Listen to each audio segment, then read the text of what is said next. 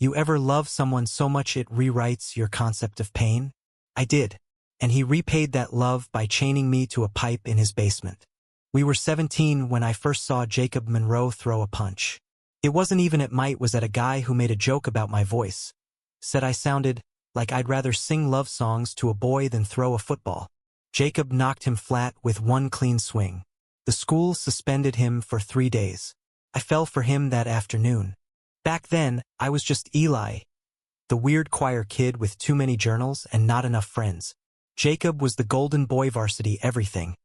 A dimpled smile that made girls giggle and teachers excuse late homework. We were different stories in the same hallway, until somehow we started reading each other's chapters. It started with tutoring, was flunking English, I had an A+. He showed up at my house with an unopened notebook and a Red Bull. I corrected his essays, he made fun of my music taste. I talked about Sylvia Plath, he listened. Really listened. And then one day he kissed me.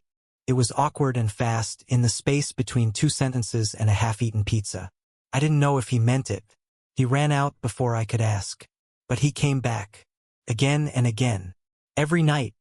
Whispering through my window like some secret prayer. Until one day he stopped.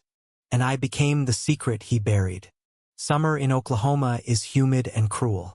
By June, I hadn't heard from Jacob in weeks. He stopped texting. Walked past me in the halls like I was air. I tried confronting him once. He just laughed cold, distant. Then came Noah. Noah was everything Jacob couldn't afford to be. Openly gay, confident, unapologetic. He transferred mid-semester and made a name for himself by existing. It was Noah Jacob smiled at now. Full teeth. No guilt. The same way he used to look at me. It messed with my head. Then Jacob started showing up again late nights. Angry. Drunk on something deeper than beer. He'd say he missed me, then disappear. He'd say I ruined him, then beg me not to leave. It wasn't love. It was a storm. One night he asked me to come over. Said he needed to talk. Said he was sorry.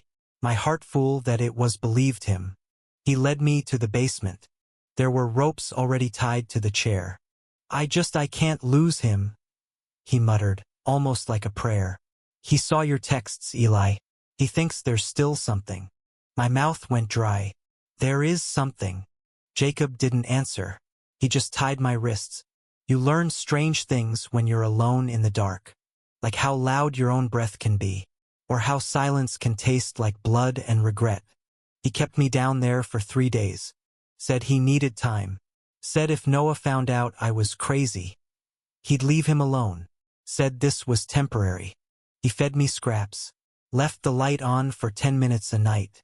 Sometimes he sat on the steps and cried. Said he never meant to hurt me. That this was for both of us. That Noah was different. I believed him. And that's the worst part. I still loved him. Even when my wrists bled.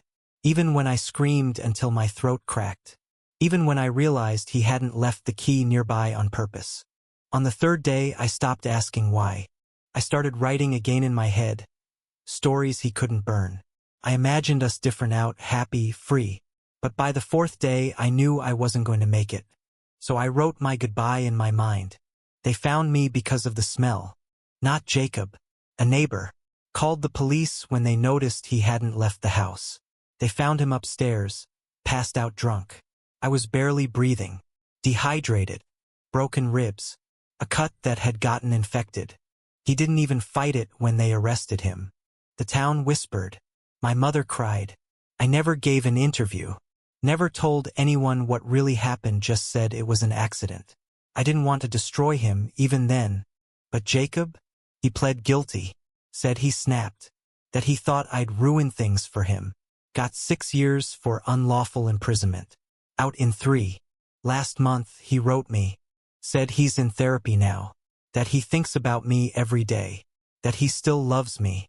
I stared at the letter for hours. Then I burned it. Because here's the thing. I did die that year. Not physically.